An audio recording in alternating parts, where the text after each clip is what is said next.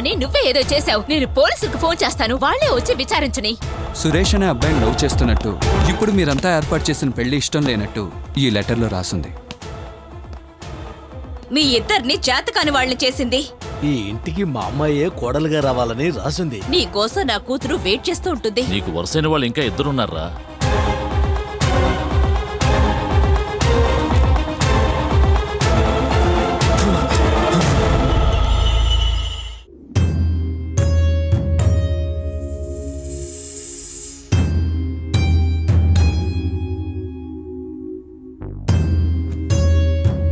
గంగా, అమ్మా గంగా, నాన్న ఏంటమ్మా ఆలోచిస్తున్నావు?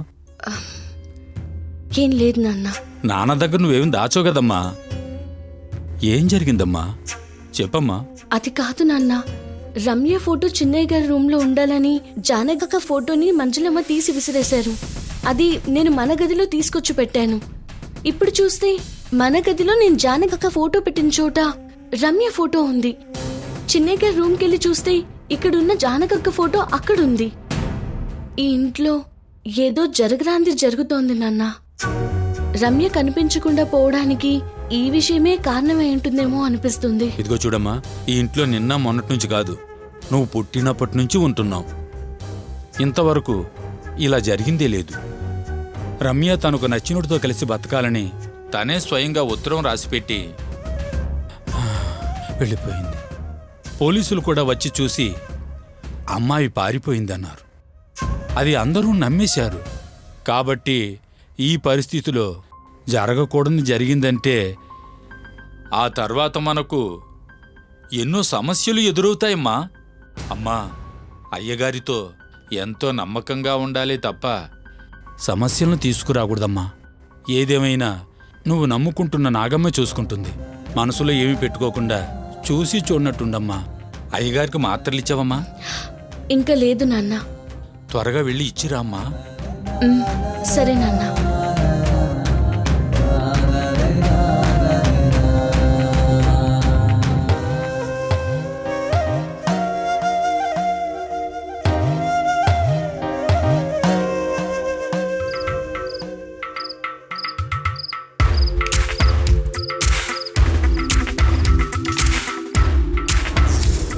ఆ రోజు తప్పించుకున్నావు.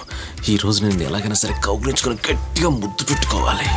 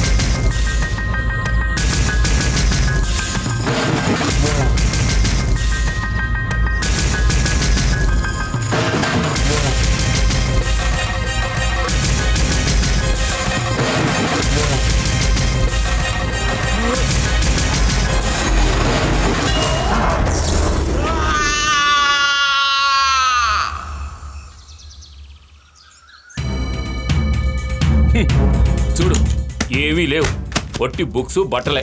నేను అప్పుడే చెప్పాను తన మీద ఓ కందేసి ఉంచు అని. నువ్వేమో నిర్లక్ష్యం చేశావు. తన సురేష్ గారి దగ్గరికి వెళ్ళిపోయింది. అది ఒట్టి చేతులతో వెళ్ళిందా? 40 కాసులు నగలు కూడా పట్టుకుపోయింది. దీనంతటికీ కారణం నువ్వే. ఇప్పుడు చూడు, ఏమీ లేదు, ఎక్కడ వెతికినా దొరకడం లేదు. నేను తన మీద ఉన్న నమ్మకంతో ఓ సేటు దగ్గర అప్పు చేసి చచ్చాను. ఇప్పుడు ఏం చేయమంటావు? ఆ సేటు వచ్చి అడిగితే ఏం సమాధానం చెప్పాలి? అదంతా అప్పు తీసుకునే ముందే ఆలోచించుండాలి. ఇలా చూడు, ఈ పెళ్లి జరుగుతుంది, ఆస్తి మనకు దక్కుతుంది. ఆ ఆస్తితో అంతా సెటిల్ చేయొచ్చనే కదా అప్పు చేశాను. నీ కూతురి పని చేస్తుందని ఎవరికి తెలుసు? ఏమయ్యా, కూతురు లేచిపోయిందన్న దిగులు కంటే అది నగలు తీసుకుపోయిందన్న దిగులే ఎక్కువగా ఉంది కదా. ఆ సేట్ వచ్చి నిలదీస్తే ఎవరు పరుగు పోతుంది? నీదా నాదా? నాదే కదా. ఇదేమైనా మీకు కొత్త? ఎంతో మంది దగ్గర అప్పు తీసుకుని అవమానపడలా? అది ముంబైలో, ఇది మీ అన్న ఇల్లు. ఇక్కడ మనకు మర్యాద ఉండాలా వద్దా? ఇంకా మనకు మర్యాద ఏముంది? అదే నీ కూతురు అంతా పాడు చేసి వెళ్ళిపోయిందిగా. నీ కూతురికేం వెళ్ళిపోయింది, ఇప్పుడు సమస్య నాకే కదా, దీనికో పరిష్కారం చెప్పు. ఇలా చూడండి, ఊరికే మీ సమస్యలన్నీ తీసుకొచ్చి నా పైన రుద్దాలనుకోకండి, అర్థమైందా? వేరే ఏదైనా పని ఉంటే చూసుకోండి. ఏయ్ పిల్ల నువ్వేంటి అలా మాట్లాడుకుంటూ లేచిపోయిందని వెళ్ళిపోతావ్? పోయి ఏయ్ అప్పుడు వాళ్ళు వస్తారని బాధపడుతున్నారు. ఫు,